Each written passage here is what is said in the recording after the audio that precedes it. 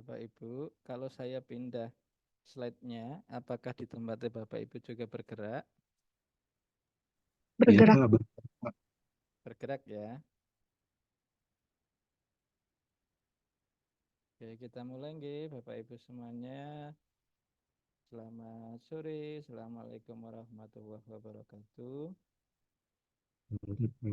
Oke, salam jumpa dengan saya Soekarno. Sebelum ke materi, Bapak Ibu, izinkan saya menyampaikan karena masih di bulan Syawal. Oke, izinkan saya menyampaikan minal aidin wal faizin, mohon maaf lahir batin untuk Bapak Ibu semuanya.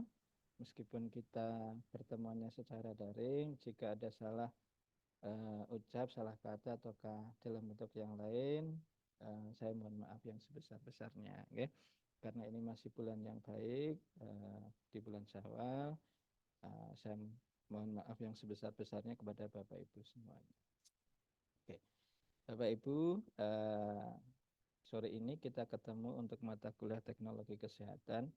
Jadi ternyata di kelasnya Bapak Ibu itu saya masuk 3 ya. Jadi ada teknologi, ada keperawatan dewasa, dan ada perawatan hemodialisa. Ya, semoga nanti tidak bosan di dalam proses perkuliahannya. Nah, untuk RPS sudah kami share ataukah sudah saya share ke Sipen, nanti silakan Sipen diatur saja.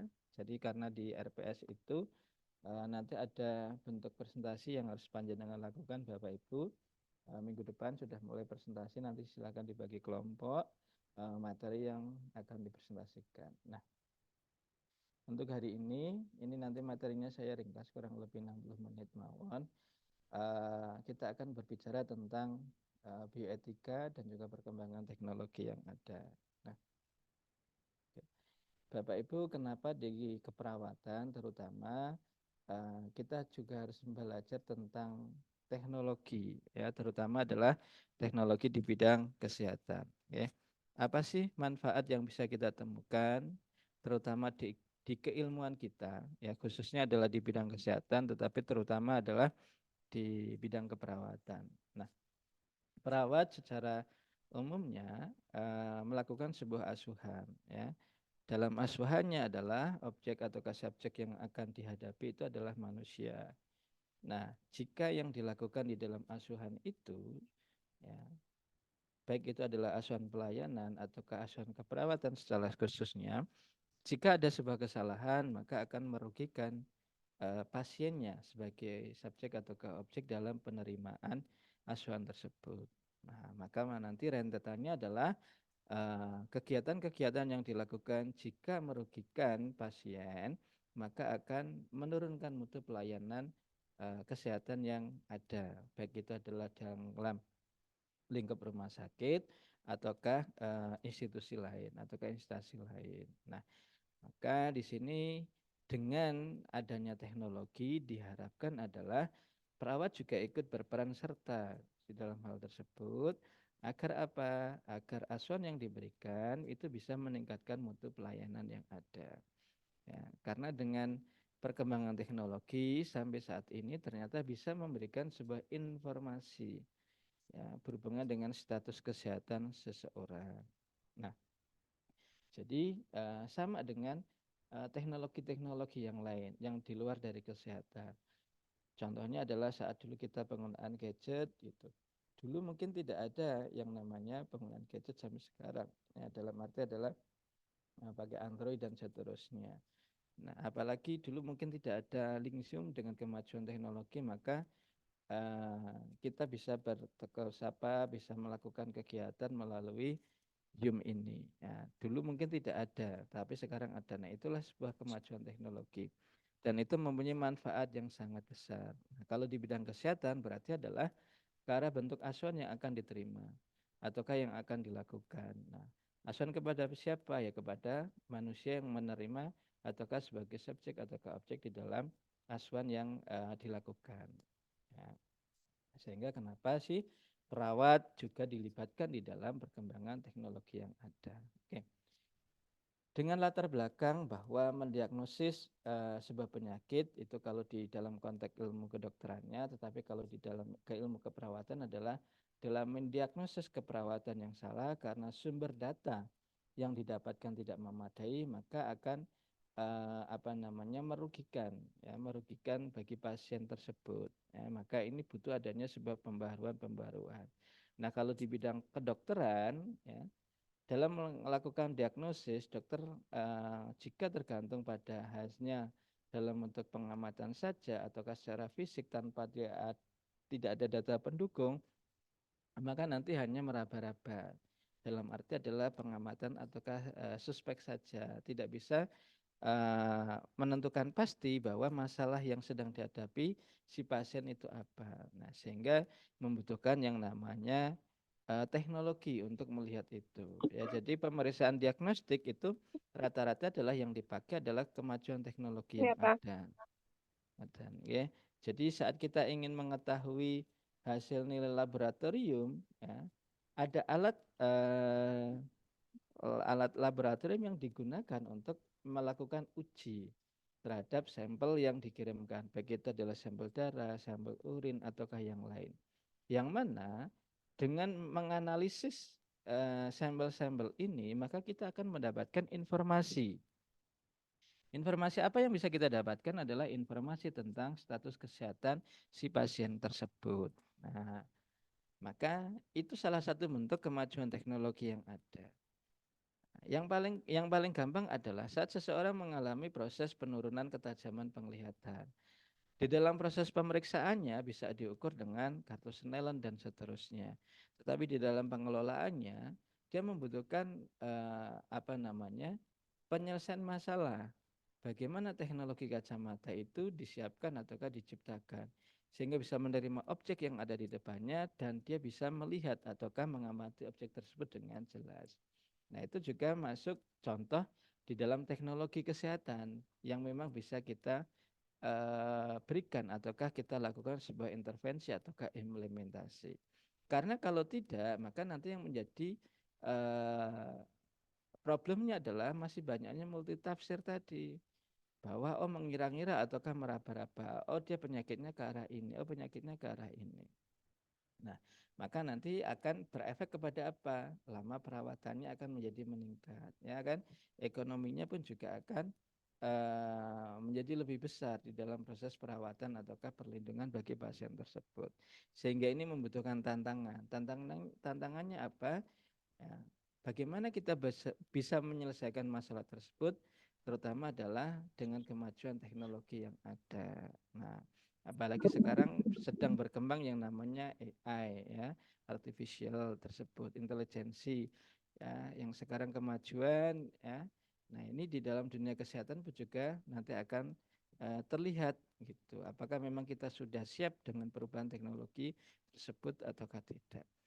Nah, kita sebagai perawat pun juga harus mengikuti perubahan teknologi tersebut karena yang namanya dunia di kesehatan gitu, apalagi tadi objeknya manusia, jika kita salah dalam melakukan sebuah asuhan, maka nanti yang akan ditemukan adalah kritikan dan seterusnya sehingga akan berpengaruh terhadap mutu yang ada. Nah, dalam menciptakan teknologi, ya, menciptakan teknologi ataukah teknologi yang terciptakan dan itu bisa digunakan oleh manusia. Ya, sebagai penerima dari teknologi itu, baik itu dalam bentuk pemeriksaan, baik itu dalam bentuk pengobatan, maka dibutuhkan yang namanya riset terlebih dahulu, yang namanya tata aturan, ya, bagi kehidupan, sehingga nanti ada yang namanya bioetika di dalam konteks teknologi. Jadi tidak serta-merta adalah hal yang diciptakan itu bisa langsung dipakai oleh manusia. Ini harus diuji terlebih dahulu. Contohnya tadi kayak kacamata itu, ya, merupakan kemajuan teknologi pada konteks di kacamata. Nah, bagaimana kacamata itu bisa dipakai oleh manusia, maka akan diuji terlebih dahulu. Dengan perubahan yang terjadi pada status ketajaman seseorang pun juga akan berubah teknologi yang akan diterima di dalam proses pengamatan. Nah, begitu juga yang bersifat adalah imunitas, baik itu digunakan untuk proses pengobatan ataukah untuk kekebalan dan lain sebagainya. Sebelum dipakai ke seseorang, maka ini harus dilakukan uji coba terlebih dahulu. Nah, bagaimana uji cobanya tersebut? Maka ada tata aturan dalam bentuk bioetika, Bapak Ibu semuanya. Nah, oke. Di dalam konsep teknologi kesehatan, yang mana ini sudah tertuang di dalam Undang-Undang Kesehatan bahwa segala bentuk alat dan atau metode yang ditujukan untuk membantu dalam menegakkan diagnosis, melakukan pencegahan dan penanganan permasalahan kesehatan pada manusia itu wajib dikembangkan. Dalam hal ini adalah diciptakan dan juga dipergunakan. Nah, apakah perawat boleh terlibat di situ? Boleh. Jika memang jenengan senang dengan pendekatan yang bersifat penelitian ataukah evidence based. Tetapi kalau memang jenengan tidak tertarik ke arah ke sana, maka Anda hanya sebagai penerima perubahan teknologi itu, maka kita menyesuaikan dengan penerimaan teknologi yang ada. Ya. Jadi contoh lagi kalau di rumah sakit, sekarang banyak rumah sakit yang sudah menggunakan sistem informasi, baik computerized, electrical, ya. Begitu juga dengan pendokumentasian asuhan keperawatan. Sekarang sudah menggunakan computerized semua rata-rata. Nah, itu juga merupakan salah satu bentuk teknologi di dalam perkembangannya. Bagaimana melakukan pengelolaan asuhan yang dilakukan dari pasien masuk sampai dengan pasien keluar. Jadi menjadi lebih simpel ya. Kemudian tidak banyak menggunakan kertas dan seterusnya. Nah, harapannya adalah seperti itu. Jadi database dari pasien itu memang bisa dipertanggungjawabkan. Tetapi juga harus hati-hati jangan sampai terjadi kebobolan data dan seterusnya karena nanti juga akan berpengaruh atau bisa mempengaruhi status kesehatan seseorang.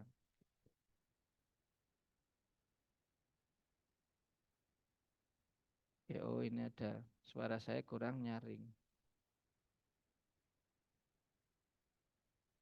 Halo, ini sudah saya keraskan lagi. Oke, semoga semakin nyaring. Nah, sehingga ini membutuhkan yang namanya aturan. Maka ada yang namanya bioetika. Jadi aturan yang akan dipakai. Jadi contohnya sekarang Bapak Ibu, jenengan sedang melakukan penelitian atau riset kemarin saya tinggalin segini. Menjadi tugas skripsi. Nah, sebelum kita mengambil data, maka jenengan harus melewati uji etik terlebih dahulu. Nah, apakah ini nanti pantas dipakai oleh masyarakat ataukah tidak? Nah, itulah yang akan terjadi. Ya, bioetika ini konsepnya adalah uji etik. Ya, di dalam uji etik itu ada batasan-batasan yang bisa dipakai dan tidak bisa dipakai, ataukah batasan-batasan yang membatasi pergerakan agar kerugian yang akan didapatkan oleh manusia itu harus diminimalkan. Ya, kecuali adalah dalam kondisi darurat ataukah dalam kondisi emergensi, maka nanti ketentuannya akan berbeda. Nah, ini kenapa sih di dalam teknologi ini harus ada yang namanya bioetika. Jadi teknologi yang akan diciptakan, teknologi yang sudah diciptakan itu semuanya melalui uji etik terlebih dahulu. Yang mana uji etik adalah dia akan memberikan sebuah batasan ya agar respondennya ataukah orang yang akan menerima terhadap perkembangan teknologi yang ada itu tidak dirugikan, tetapi sesuai dengan amanat undang-undang yang mana sebuah bentuk alat ataukah metode yang ditujukan untuk membantu dalam penegakan diagnosa, melakukan pencegahan dan penanganan permasalahan. Jadi tidak menambah masalah yang ada, tetapi memang bisa mengurangi masalah yang sudah dihadapi. Oke. Secara pengertian Bapak Ibu semuanya, yang namanya bioetika ini merupakan kajian mengenai pengaruh moral dan sosial dari teknik-teknik yang diasalkan dengan kemajuan ilmu yang bersifat hayati. Jadi ini merupakan tata aturan tadi ya, yang mana apakah memang nanti yang akan dilakukan itu berdampak negatif lebih besarnya pada manusia atau tidak. Jadi ada kerugian yang akan dilihat dan seterusnya. Bioetika bukan sebuah disiplin ilmu, tetapi bioetika menjadi tempat bertemunya sejumlah disiplin ilmu. Jadi di dalam konteks bioetika ini adalah kita bisa melakukan joint riset ataukah joint perkembangan teknologi yang ada antar disiplin ilmu sesuai dengan kebutuhannya. gitu ya. Jadi mau yang bersifat non kesehatan juga masalah. Contohnya adalah saat kita ingin menciptakan sebuah alat di situ, dan yang tahu adalah orang elektro untuk menciptakan alat itu. Tetapi core alat yang harus diciptakan, dasar pemikirannya ternyata dari panjenengan semuanya. Maka kita bisa melibatkan antar disiplin ilmu untuk mengembangkan teknologi yang ada. Jadi kayak ventilator, bedside monitor, dan lain sebagainya atau kaset jenisnya yang kita temukan di rumah sakit, apakah hanya tenaga kesehatan yang saja yang menciptakan? Nah, ternyata tidak. Jadi dia melibatkan unsur yang lain sesuai dengan keilmuan, sesuai dengan disiplin ilmu. Tetapi di situ dia bertemu untuk kemajuan teknologi di bidang kesehatan. Nah itu secara bentuk pengertian Bapak Ibu semuanya. Nah, kemudian kita lihat secara tujuannya. Kenapa harus ada bioetika di dalam perkembangan teknologi? Yang pertama, bioetika sangat diperlukan sebagai pengawal. Nah, maka tadi di situ ada tata aturannya. Kalau Bapak Ibu semuanya yang sekarang sedang mengambil skripsi, yang sudah melakukan uji etik, pasti di situ diminta untuk mengisi formulir dan seterusnya. Maka ya, poin-poinnya adalah secara garis besarnya adalah hal yang akan dilakukan ataukah hal yang akan diciptakan itu keuntungannya seberapa besar sih bagi manusia yang akan menerima. Kerugiannya seberapa besar juga yang akan diterima oleh manusia tersebut. Nah, itu harus tertuang dan itu harus dikawal gitu. Karena kalau dia nanti malah memperburuk kondisi yang ada, pasti ini harus dilakukan uji ulang dan seterusnya, ya. Kemudian pembelajaran bioetika diarahkan untuk mencegah dampak negatif yang muncul dari sebuah teknologi yang ada. Ya, jadi semua alat yang memang kita temukan di rumah sakit dalam bentuk pelayanan kesehatan yang ada itu merupakan sebuah kemajuan teknologi yang ada. Nah, kita sebagai perawat di dalam proses penggunaan ya kita harus menyesuaikan saja ya, sehingga nanti instansi atau ke institusi tinggal melakukan proses pengenalan, melakukan pelatihan dan seterusnya sehingga kayak sistem informasi mereka tahu semuanya ya, alat-alat yang khusus memang dipakai pada manusia ya, baik itu penggunaan contohnya yang paling gampang adalah infus pump, sharing pump. Nah, itu orang juga harus tahu operasional alat tersebut. Nah, sehingga bisa membantu di dalam penanganan masalah si pasien. Pembelajaran bioetika menunjukkan pada mahasiswa, ini saya masukkan karena memang diberikan kepada mahasiswa untuk menjadi ilmuwan yang memiliki tanggung jawab secara sosial. Karena tadi kembali lagi adalah objek atau subjeknya adalah manusia, Bapak Ibu semuanya. Oke.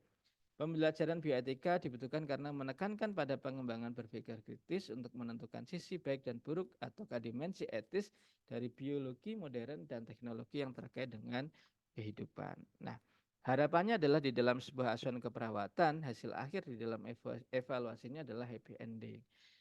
Dalam arti adalah manusia sebagai penerima asuhan keperawatannya, dia merasa bahagia, status kesehatannya merasa meningkat, ya, menjadi lebih optimal lagi. Yang tadinya mungkin terjadi sebuah permasalahan sehingga tidak dilakukan sebuah asuhan keperawatan sesuai dengan keilmuan atau asuhan kesehatan sesuai dengan keilmuan yang lain, nah, maka ini memberikan sebuah dampak perubahan yang positif bagi si pasien tersebut ataukah sebagai penerima dari kemajuan teknologi. Nah, sehingga dampak kehidupannya ada gitu ya, mutu pelayanannya meningkat, status kesehatan seseorang menjadi meningkat. Nah, ini kan sesuai dengan cita-cita Indonesia yang ke arah Indonesia emas dan seterusnya dengan kemajuan teknologi yang ada ya. Oke, ini karena saya Islam Bapak Ibu maka saya cantumkan sesuai dengan uh, Rasulullah. Tapi secara non Islam saya yakin juga ada pengembangan ke arah bagaimana sih melakukan bentuk pelayanan terhadap manusia yang sedang sakit dan seterusnya dipandang untuk di dalam peningkatan teknologi yang ada. Manfaatnya Bapak Ibu yang bisa diterima di dalam bidang kesehatan ini akan membantu seorang dokter, membantu seorang perawat ya, ataukah tenaga kesehatan yang lain yang memberikan sebuah pelayanan kesehatan untuk melakukan monitoring kesehatan pasien, monitor terhadap contohnya adalah detak jantung pasien, monitor terhadap aliran darah pasien, monitor terhadap organ-organ yang ada, entah itu dilakukan sebuah pemeriksaan, ya, evaluasi dan seterusnya. Jadi memang benar-benar diharapkan adalah bisa membantu di dalam penegakan ataukah menjadi sumber data secara pendukung, ya, menjadi sumber data pendukung untuk melihat status kesehatan seseorang, ya. Jadi kalau kita melihat orang, oh kok dia pucat ya, CRT-nya dia lebih dari 3 detik ya. Nah, kita akan menebak apakah dia anemi ataukah tidak, karena orang pucat itu kan faktornya banyak. Nah, untuk mengetahui anemi, maka di situ dilakukan sebuah pemeriksaan darah untuk melihat HB seseorang dan seterusnya. Nah, kalau tidak ada perkembangan teknologi, alat yang diciptakan untuk melakukan pemeriksaan itu, kan kita tidak akan mendapatkan informasi. Oh, bahwa dia mengalami anemia sehingga dia tampak pucat dan seterusnya. Kalau cuma kita berikan oksigen, oh karena dia pucat, kekurangan oksigen dan seterusnya, malah dia nanti tidak menambah, tidak sesuai dengan sumber masalah yang sedang dihadapi dan seterusnya. Nah, itu diharapkan adalah manfaat yang memang bisa diterima bagi tenaga kesehatan dalam kemajuan teknologi yang ada, Bapak Ibu. Oke. Tantangannya Bapak Ibu di dalam proses perkembangan teknologi ya melalui bioetik yang pertama adalah lingkungan. Lingkungan bisa menerima ataukah tidak. Ya. Dalam arti apa? Ini dalam proses perkembangan riset yang dilakukan ya. Saat dia mengambil data, saat dia melakukan jalan terhadap para respondennya dan seterusnya, uji coba yang dilakukan itu seperti apa. Ya, jadi saat dulu COVID datang, kemudian berlomba-lomba untuk menciptakan yang namanya vaksin, maka ada teknologi yang diciptakan tersebut. Nah, ada uji 1, uji 2, uji klinis 3, dan seterusnya. Nah, itu adalah bentuk bioetika. Tahapan-tahapan yang memang harus dilalui sesuai dengan tata aturan yang ada. Nah, ini merupakan salah satu bentuk tantangan yang memang harus dihadapi, ya, di dalam bentuk lingkungannya. Yang kedua adalah sosial, ya. Dalam bentuk sosial, orang bisa menerima itu dengan baik ataukah tidak. Ada unsur pro kontranya ataukah tidak. Ya, contohnya adalah riset terhadap alat inseminasi untuk perkembangbiakan janin dan seterusnya. Ini secara konteks contohnya adalah ke arah budaya, ini berpengaruh tidak, ke arah keagamaan, ini boleh ataukah tidak, dan seterusnya. Kalau memang secara keagamaan, contoh ada vaksin yang dia menggunakan, mengandung zat babi, sehingga secara agama itu tidak boleh di tempat kita dan seterusnya. Nah, hal-hal itu juga harus diperhatikan di dalam bioetika, teman-teman semuanya, ataukah Bapak Ibu semuanya, sehingga kemanfaatannya tadi, ya, itulah yang diutamakan, tapi tetap harus mempertimbangkan tantangan yang lain yang tidak melanggar secara bentuk aturan yang ada. Yang ketiga adalah tantangan dalam bentuk psikologis. Ya, ini jika adalah yang dilakukan perkembangan teknologi yang sifatnya adalah dalam jangka panjang, waktu yang lama, sehingga akan memberikan beban yang berlebih, tidak hanya beban fisik, tapi juga beban secara psikologis bagi si penerima teknologi tersebut. Nah, itu harus difikirkan di dalam bioetikanya, ya, untuk perkembangan teknologi yang ada.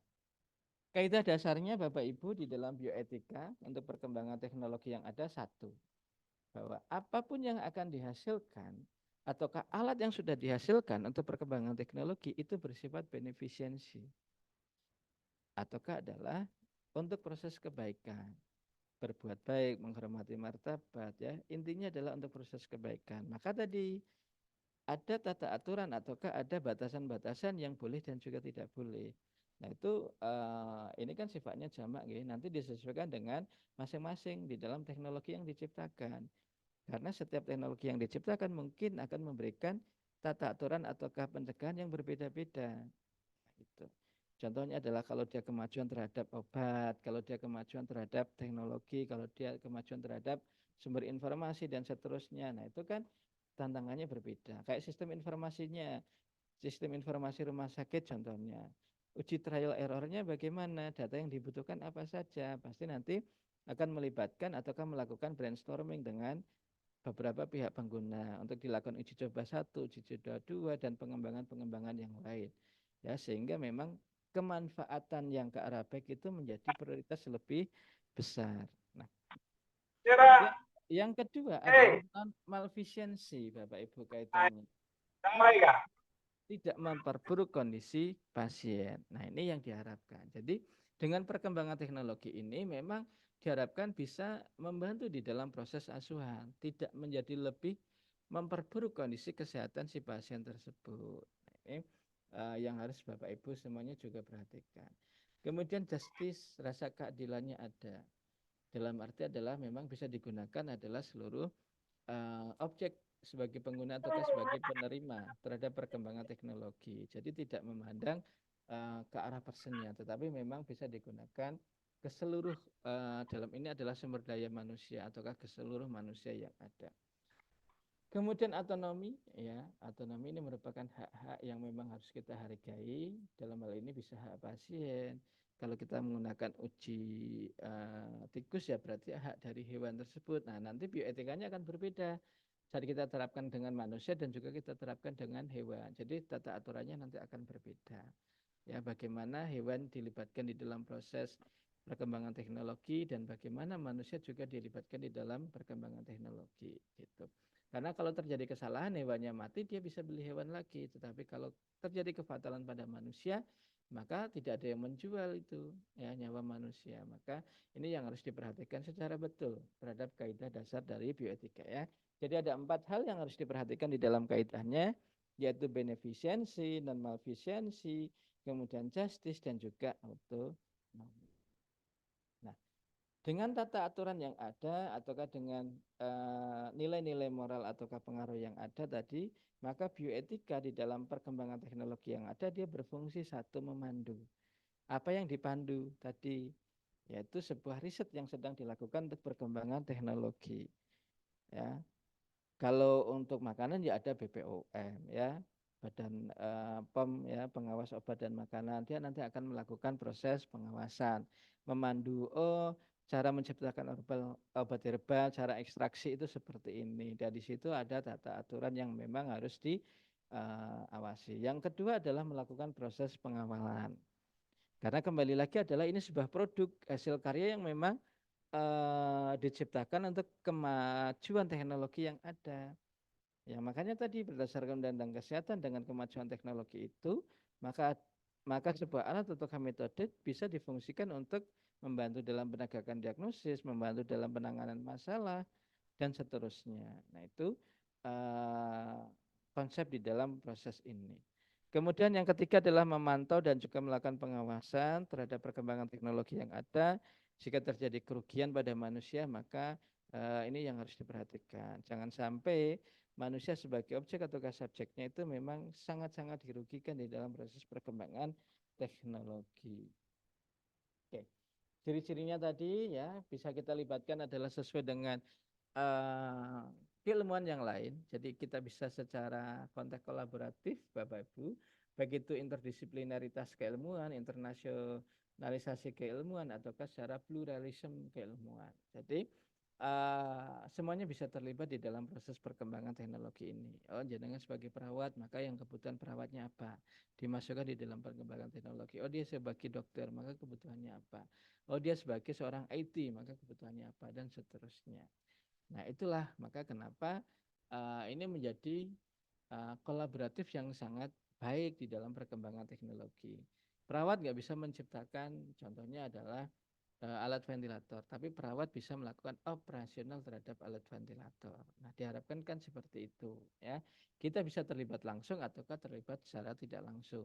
Kalau terlibat langsung berarti kita terjun melakukan riset yang ada, tapi kalau tidak langsung ya kita sebagai pengguna tinggal melakukan proses pemeliharaan sesuai dengan kaidah-kaidah yang ada tadi, sesuai dengan kaidah yang harus dilalui. Nah, ini dasar hukumnya Bapak Ibu.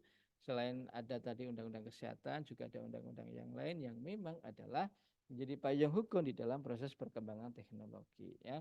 Jadi adalah tentang pangan, kalau ini berhubungan dengan status gizi seseorang, perkembangan teknologi ya, jadi kayak TI, perkembangan transfer keilmuan secara apa namanya teknologi informasi, nah ini masuk di dalam iptek ya.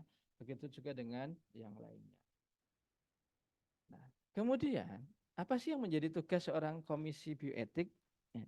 Jadi bioetik itu tidak hanya tulisan Bapak Ibu, bioetik ini merupakan sebuah komisi etik yang ada di tempat pelayanan. Saya yakin di tempat rumah sakitnya Bapak Ibu semuanya juga ada. Calon mahasiswa yang akan melakukan ataukah meminta izin melakukan penelitian di tempat pelayanan kesehatan, dia mesti akan melewati yang namanya komisi etik. Ya. dia nanti akan menguji apakah ini memang bisa dipakai ataukah tidak pada manusia, itu bisa dijalankan ataukah tidak kepada manusia. Maka itulah yang nanti akan dijalani sebagai tugas komisi di dalam bioetik.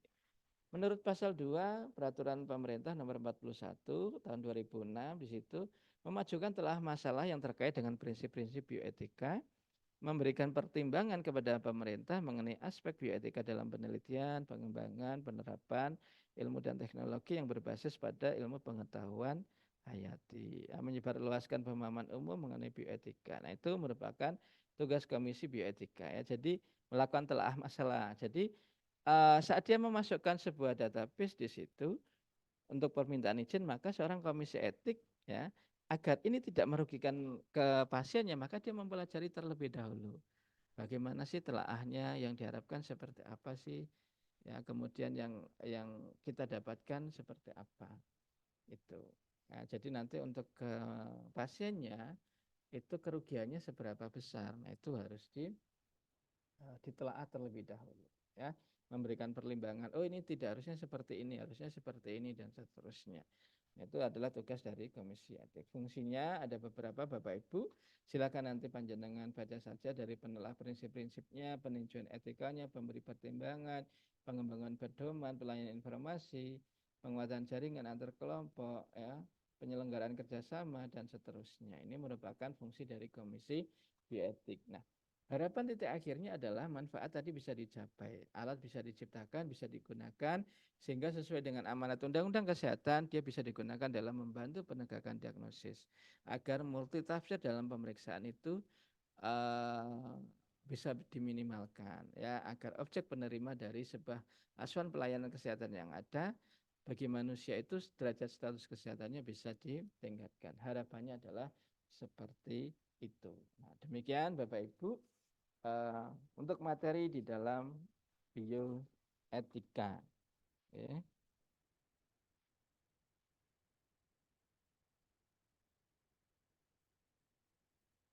Bentar.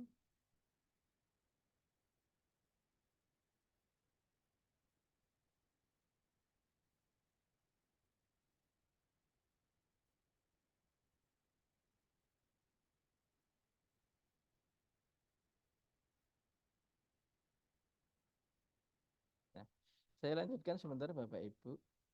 Ini karena sesuai dengan bidang kita sebagai seorang perawat. Nah, di era 5.0 di dalam perkembangan teknologi, dalam menghadapi era 5.0 ini, perawat milenial dituntut untuk mampu menciptakan, menerapkan, dan memanfaatkan perkembangan teknologi. Ya, terutama dalam pemberian asuhan keperawatan yang berkualitas dan profesional serta dapat menyesuaikan teknologi dengan perawatan pasien. Nah, itu yang diharapkan pada saat ini Bapak Ibu. Jadi mau tidak mau ya kita harus melek terhadap perkembangan teknologi. Karena kita menjadi unsur yang terlibat di dalam perkembangan teknologi kesehatan. Makanya tadi saya sampaikan adalah apakah kita terlibat langsung ataukah kita terlibat tidak langsung. Apakah kita menjadi penciptanya ataukah kita hanya melakukan operasional terhadap hasil yang diciptakan. Tidak hanya perawat pada dasarnya, tetapi tenaga kesehatan yang lain pun juga sama, sesuai dengan keilmuan. Perawat nggak bisa melakukan analisis laboratorium. Yang bisa melakukan analisis laboratorium ya orang dengan pendidikan analis di situ. Perawat tidak bisa melakukan uji pangan dan seterusnya. Yang bisa melakukan ya sesuai dengan keilmuan gizi dan seterusnya. Ya. Maka perawat penting di dalam hal ini adalah untuk membantu memberikan asuhan keperawatan yang berkualitas kepada pasien secara berkesinambungan. Jadi awal dia masuk sampai dia keluar tadi, maka harapannya adalah happy ending. Ya, dia keluar dengan senyum, dia keluar dengan bahagia, ya. Tidak kondisinya semakin memburuk. Harapannya adalah seperti itu. Oke. Maka kalau kita lihat di dalam peran perawat ya semuanya nanti akan terlibat. Bagaimana dia berperan dalam pemberian asuhan, dia berperan dalam pembela pasien dan seterusnya, edukator, koordinator, kolaborator, konsultan, atau sebagai peneliti. Ini semuanya bisa kita rantai yang tidak terputus di dalam proses perkembangan teknologi, terutama adalah di bidang kesehatan. Nah, Yang lain nanti bisa panjenengan baca. Nah, demikian Bapak Ibu. Oke, jadi untuk pertemuan yang pertama saya tidak usah panjang lebar sebagai pengenalan untuk konteks di bioteknologi. Kalau untuk RPS-nya nanti bisa panjenengan baca sendiri. Jadi saya yakin di tempatnya Bapak Ibu kemajuan teknologi ini semakin baik ya. Jadi perawat juga sekarang sudah banyak yang pintar-pintar ya, bisa mengoperasionalkan bagaimana sistem informasinya, mengoperasikan alat-alatnya, membantu di dalam asistensi perkembangan alat dan seterusnya, sehingga asuhan yang diberikan diharapkan adalah lebih baik lagi. Oke. Demikian Bapak Ibu dan Mbak Sipen yang bisa saya sampaikan di hari ini sebagai pertemuan hari ini. Terima kasih. Monggo kalau ada yang mau didiskusikan Bapak Ibu semuanya.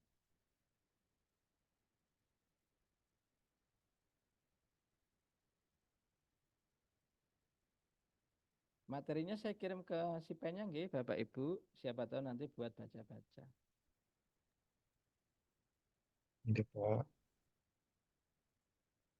Ada yang ditanyakan Bapak Ibu?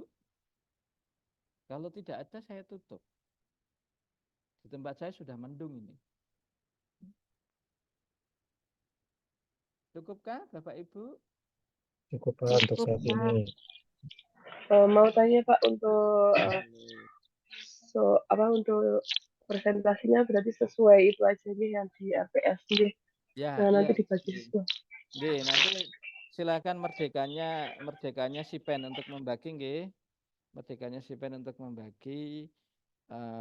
Nanti kan di situ berapa kali presentasi nanti dibagi saja. Kalau 10 kali presentasi ya berarti per kelompoknya berapa. Nanti jenengan bagi 10 sehingga per kelompok dapat berapa orang. Jadi dibuat fleksibel mawon. Ngaten Bapak Ibu semuanya. Itu nggih. Baik Pak, terima kasih. Oke, nggih. Itu cukup Bapak Ibu untuk hari ini. Kalau tidak ada yang ditanyakan lagi, saya bisa tutup untuk perkuliahan teknologi di pertemuan pertama. Terima kasih Bapak Ibu semuanya. Terima kasih Pak. Terima kasih Pak. Assalamualaikum warahmatullahi wabarakatuh. Waalaikumsalam Waalaikumsalam warahmatullahi wabarakatuh. Izin live nggih Bapak Ibu semuanya. Oke Pak. Nggih, Pak.